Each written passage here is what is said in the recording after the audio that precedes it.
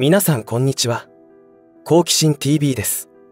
今回の動画は前回動画に引き続き不動産関係の話題に触れることになります。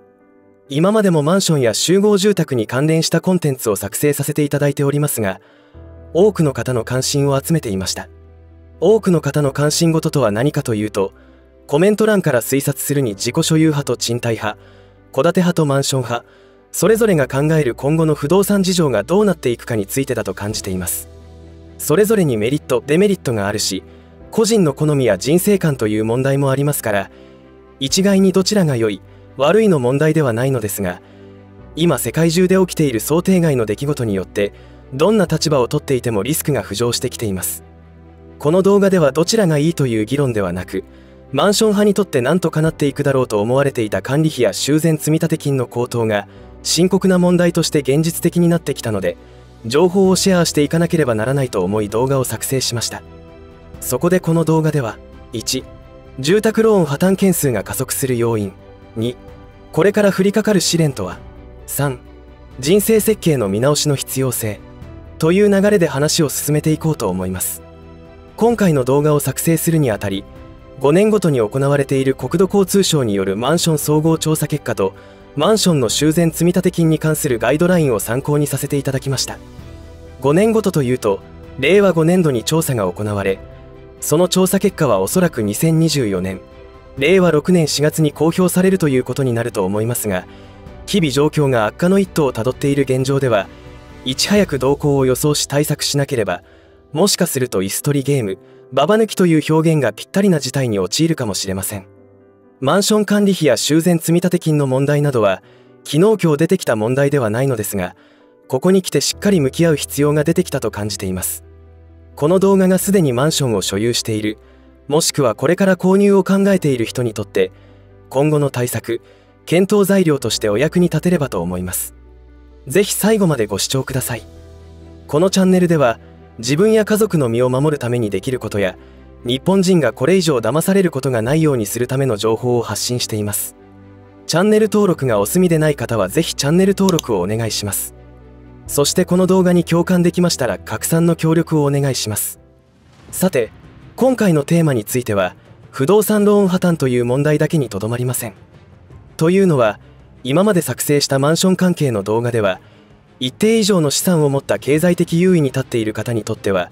ある程度物価が上がろうと悪影響はないというスタンスで話をしてきました。ところが、今回動画を作成しようと思ったのは、経済的優位に立っている人も所有する物件の価値がどうなるかという意味で大いに関係すると思ったからです。マンションというのは、様々な人たちが住んでいるということで、ある意味利益共同体です。ここに中国人オーナーなどの増加もあったりして今後の成り行きに懸念はありますが、その件については今回触れないこととして、マンションという建物を維持管理する、つまり所有する不動産価値を保つということにおいて、そのコストは言ってみれば割り勘で成り立っていると言えます。そうなると、同じ建物に住んでいる方の経済状況によって、自分の不動産資産の保全に大きな影響が出るということが起きてきますよね。これらは、マンションのような集合住宅では当初から言われていた問題であり、実際現場では修繕改修工事の実施に対しての意見の一致が見られず、具体的には必要な資金が集まらないという問題が噴出してきています。それが今後ものすごい勢いで加速するということが予想されており、法務省管轄の区分所有法によって管理組合での議決についてルールを変更する動きが出てきているといいます。今のままでは建物保全を実施する議案の可決が取れないというわけです。次に括弧の割り当て一時金の回収の問題も出ますが、現実に起きていることです。マンションという建物を維持管理することは絶対必要であり、そのために必要な議決がなされないというのはマンションオーナー全員にとって不利益であることは間違いありません。もしそれらが機能しなくなった場合、最悪は管理不能の廃屋に向かっていくということになります。5年前のマンション総合調査結果によると、すでにマンション管理費、修繕積立金を3ヶ月以上滞納している割合は約 25% もいたということには驚きです。この部分だけをとっても今現在はどうなっているのだろうかと思います。それは来年の調査結果報告で明らかになると思いますが、傾向としては修繕が必要になってきているような古い物件の方が滞納者がいるということなので、もしかしたら計画していた修繕内容を見直さなければならない状況になってくるかもしれません。現実起きる可能性が高いのは、増え続けている滞納者が破産するケースです。そうなるとますます自分が所有するマンションの価値保全にとって難局を迎えることになりますし、最悪な状況を免れたとしても現在住んでいる方の高齢化が進んでいるところに建築費用などの高騰分を支払えないという問題は深刻です。そして慢性的に不足している修繕積立金ですが、実際修繕が行われる際、一時金徴収が徴収されますが、その際払える人と払えない人が出てくるというのは、さまざまな経済状況を抱えた人と利益共同体を作っているマンションの大きなリスクになってきています。これらの問題は今後ますます高騰する物価高によってあらゆる方面から表面化してくるでしょう。特に今回は修繕積立金にフォーカスしてみますが、念のため管理費との違いを確認しておきます。管理費というのは日常的な業務に必要な経費を住んでいる人たちで割り勘しています。その金額は占有面積やエレベーターを使用しない階に住んでいるなどの条件によって負担割合が違っています。一方で修繕積立金というのは建物全体を維持管理する大規模工事に対する積立金のことです。その積立金はどのように決められているかというと、その建物の修繕内容が決められ、見積金額を管理費と同じように占有部分や他の条件などによって割合負担が決められています。その際、国土交通省のガイドラインに出ている平米単価も参考にされて決まっています。このガイドラインの改定内容を確認してみると、2011年4月では20階以上のマンションで平米単価が206円となっています。ところがその10年後である2021年4月では338円にまで高騰しています。実に 1.6 倍です。仮に80平米の 3LDK で考えると、2011年の相場は月々16,480円、2021年になると月々27,040円ということになります。この値上げの背景は、建築資材の高騰などの影響があるわけですが、今後はどういう傾向にあるかというと、流行り病蔓延によって世界中のあらゆるものの値段が上がってきていることはご存知だと思います。その影響によって、今までにない建築資材の高騰が起きているので、今後この金額がどこまで上がるのかということに注意が必要になってきます。そして以前動画を作成しました働き方改革に関係した2024年問題というのは、物流業界だけでなく建築業界にもその影響は大きく出てきます。それにインボイス制度の導入も重なってくることで何が起きてくるかというと、人材不足です。人材不足は人手不足とともにかなり深刻です。これはエネルギー問題高騰と構図は同じで、需要と供給の問題となって建築費の高騰につながります。建築業者の取り合い、技術者の取り合いというのはコスト上昇に直結するからです。先ほどのガイドラインの参考単価というのは、市場の人件費や建築材料などのコストによって大きく左右されます。すでに市場では修繕積立金の値上げが実施され、悲鳴を上げている方もいるようですが、この問題はかなり大きいと思います。次に発表される平米単価がいくらになるのかということは誰も分かりませんが、電気料金を例にとると、日本より早く高騰が始まったイギリスなどの例で見れば6倍、7倍になっています。それと同じことが起きるとは断言できませんが、可能性がない話でもありません。このチャンネルでは真実を知って身を守ることをテーマにしていますので、可能性があるのなら不安があるのではなく、先手を打って対策を考えていけばよいと考えます。先ほど紹介した20階以上の高層マンションの場合で考えると、現在は平均で平米単価が338円ということですので、それが6倍になったらどうなるでしょう。単純に単価は2028円ということになり、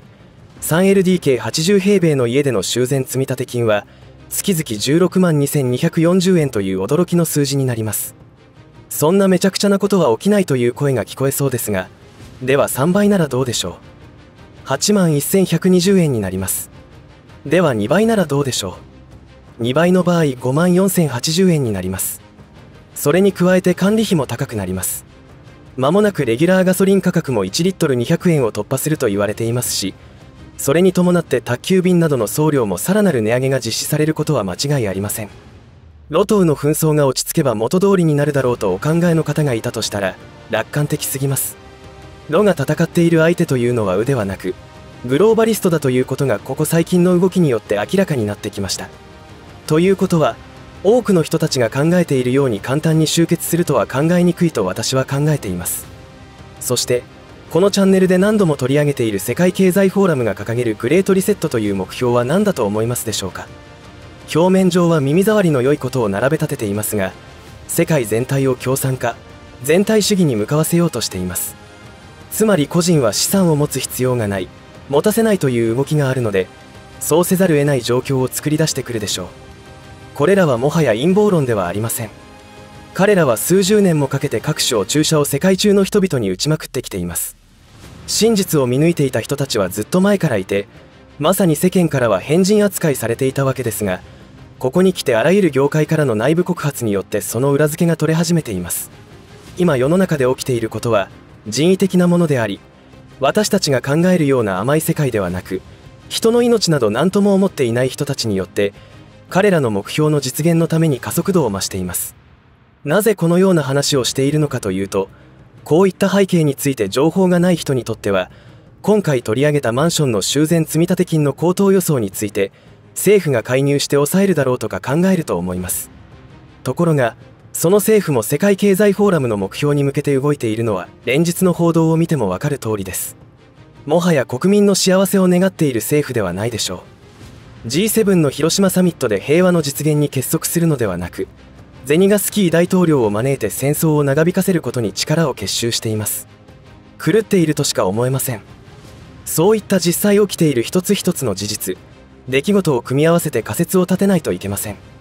そこで見えてくる答えから今回取り上げたテーマに当てはめてみて、どうなっていく可能性があるかと考えることが生き延びるためには必要だと思っています。今回取り上げたテーマについて一見乱暴とも思える可能性についてどのように考えていけばよいのでしょうか。世界に視野を向ければ不動産価格の崩壊が始まっているのに、なぜか日本市場は好調だといいます。不動産価格が高騰するのは建築資材や人件費の高騰だけではなく、最も大きな原因というのは今買えば儲かるからという人間の欲が影響しているという説もありますし、私もそう思います。庶民は欲に目がくらみ、仕掛けられた不動産好調説に踊らされているだけかもしれません。事実は分かりません。勘の良い人なら市場が好調の時に売り抜けているかもしれませんし、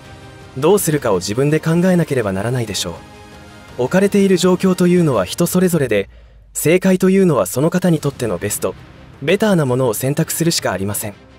今回の動画によって修繕積立金だけでなく、管理費や生活コストの上昇など最悪のケースを考えた支払い計画などを見直して、どうしていけばいいかを考えるきっかけになってくれればと思います。最悪なケースは起きないことに越したことはありませんが、何が起きてもおかしくない世の中ですから、念には念を入れるということが必要です。いかがだったでしょうか。突拍子もない話に聞こえたでしょうか。おそらく現実に起きていることはもっととんでもないことが起きていることでしょう。私が掴んでいる情報だけ見てもにわかには信じられないことばかりですが、このプラットフォームでは紹介できないようなことばかりになります。それらについては歴史を紐解くとずっと昔から同じ構図で起きていました。結局人類というのはいつの時代でもどす黒い陰謀によって多くの庶民が犠牲になるということを繰り返してきたことになります。今も昔も同じことが繰り返されており、今の時代だけ違うと考える方が異常です。むしろ昔と違って今は真実を見抜いた方の情報をインターネットを通じて得ることができるという環境があります。このことは平和を望む者たちにとっていかにチャンスであるかということになります。しかしそんな好環境も思考停止している方があまりに多いので無駄にされていることが残念でなりません。やはり多くの方が痛い目を見ないと目が覚めないのかもしれませんね。少なくとも何か縁があってこのチャンネルにアクセスしていただいている方だけには、最悪な状況というものについて一度立ち止まって考えてみてほしいと思いますし、対策に向けた行動を始めてほしいと思います。自分や家族の身を守るためには野生の動物のような用心深さが必要です。この動画がご視聴してくださっている皆様のお役に立てることを祈っています。最後までお付き合いありがとうございました。以上で今回の話は終わりとしますが、皆さんの応援が次の動画作成の力になりますので、いいねボタン、チャンネル登録、通知設定をオンにしていただけると嬉しいです。また、よろしかったらこの動画のシェアをお願いいたします。最後までご視聴ありがとうございました。好奇心 TV でした。